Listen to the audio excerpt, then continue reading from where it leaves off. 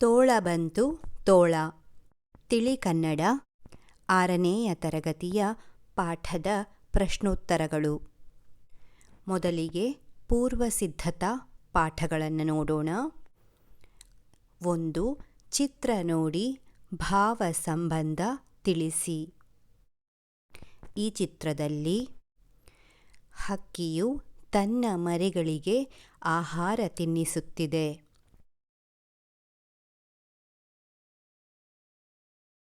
ಮೊದಲನೆಯ ಚಿತ್ರದಲ್ಲಿ ಮಕ್ಕಳು ಗಿಡ ನೆಡುತ್ತಿದ್ದಾರೆ. ಎರಡನೆಯ ಚಿತ್ರ ಮಕ್ಕಳು ಅಸ್ವಸ್ಥ ಅಜ್ಜಿಯನ್ನು ನೋಡಿಕೊಳ್ಳುತ್ತಿದ್ದಾರೆ. ಈ ಚಿತ್ರದಲ್ಲಿ ಮಕ್ಕಳು ಮೊಲವನ್ನು ಪ್ರೀತಿಯಿಂದ ಆರೈಕೆ ಮಾಡುತ್ತಿದ್ದಾರೆ.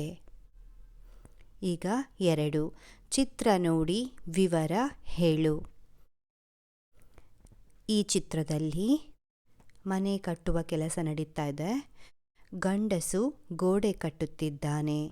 ಮಹಿಳೆ ಇಟ್ಟಿಗೆ ಮತ್ತು ಸಿಮೆಂಟ್ ತಂದು ಸಹಾಯ ಮಾಡುತ್ತಿದ್ದಾಳೆ. ಮತ್ತೊಬ್ಬ ವ್ಯಕ್ತಿ ಸಾಮಗ್ರಿಗಳನ್ನು ಕೊಡುತ್ತಿದ್ದಾನೆ.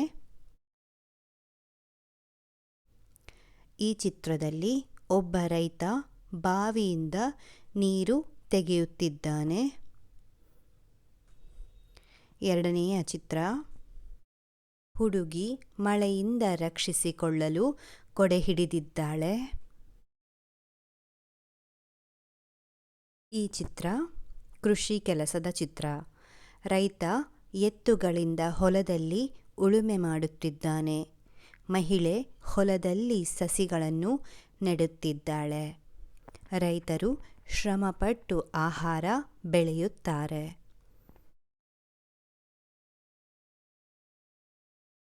ಈಗ ಪದಗಳ ಅರ್ಥವನ್ನು ನೋಡೋಣ. ಅಧೋಗತಿ ಎಂದರೆ ಅವನತಿ, ದುರ್ಗತಿ. ಅರಚು ಅಂದರೆ ಜೋರಾಗಿ ಕೂಗು. ಗುಗ್ಗು ಎಂದರೆ ದಡ್ಡ. ಗೊಣಗು ಅಂದರೆ ಆಕ್ಷೇಪ, ವಟಗುಡು, ಅಸ್ಪಷ್ಟವಾಗಿ ಮಾತನಾಡು. ತಮಾಷೆ ಎಂದರೆ ಹಾಸ್ಯ, ವಿನೋದ. ಧಾವಿಸು ಅಂದರೆ ಓಡಿ ಬರುವುದು, ಅವಸರದಿಂದ ಬರುವುದು. ನಸುನಗು ಅಂದರೆ ಸ್ವಲ್ಪ ನಗು, ಹುಸಿ ನಗೆ.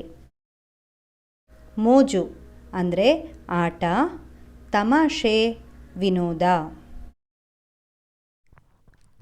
ಈ ಕೆಳಗಿನ ಪ್ರಶ್ನೆಗಳಿಗೆ ಉತ್ತರಿಸಿ. 1. ಹುಡುಗನು ಕುರಿಗಳನ್ನು ಮೇಯಿಸಲು ಎಲ್ಲಿಗೆ ಹೋಗುತ್ತಿದ್ದನು? ಹುಡುಗನು ಕುರಿಗಳನ್ನು ಮೇಯಿಸಲು ಕಾಡಿಗೆ ಹೋಗುತ್ತಿದ್ದನು.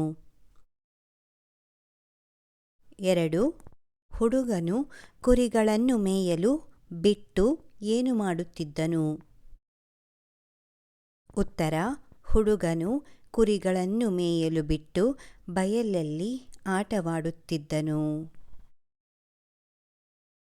3ನೇಯ ಪ್ರಶ್ನೆ.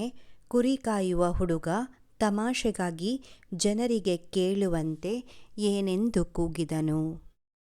ಉತ್ತರ: ಕುರಿ ಕಾಯುವ ಹುಡುಗ ತಮಾಷೆಗಾಗಿ ಜನರಿಗೆ ಜೋರಾಗಿ ತೋಳ ಬಂತು ತೋಳ ಬಂತು, ಕಾಪಾಡಿ ಬೇಗ ಬನ್ನಿ, ಯಾರಾದರೂ ಬನ್ನಿ ಎಂದು ಕೂಗಿದನು. 4ನೇಯ ಪ್ರಶ್ನೆ. ಜನರು ಕುರಿ ಕಾಯುವ ಹುಡುಗನ ಬಳಿ ಏಕೆ ಓಡಿ ಬಂದರು? ಉತ್ತರ: ಜನರು ಕುರಿ ಕಾಯುವ ಹುಡುಗನ ಅಳು ಕೇಳಿ ಅವನ ಬಳಿ ಓಡಿ ಬಂದರು.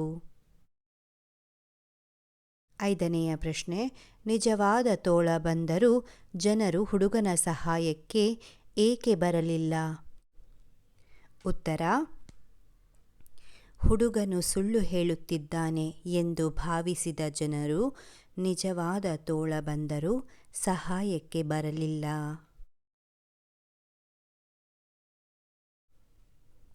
6ನೇಯ ಪ್ರಶ್ನೆ. ತೋಳ ಬಂತು ತೋಳ ಕಥೆಯ ನೀತಿ ಏನು?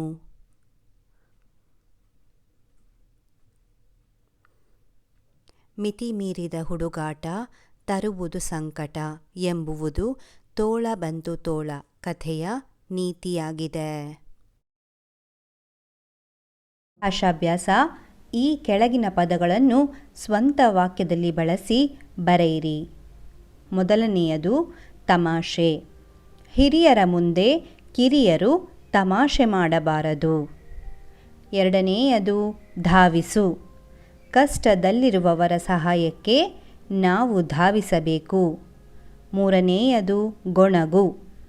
ಶಾಲೆಯಲ್ಲಿ ಗುರುಗಳು ಇಲ್ಲದಿರುವಾಗ ಮಕ್ಕಳು ಗೊಣಗುತ್ತಾರೆ. ನಾಲ್ಕನೆಯದು ಅಧೋಗತಿ.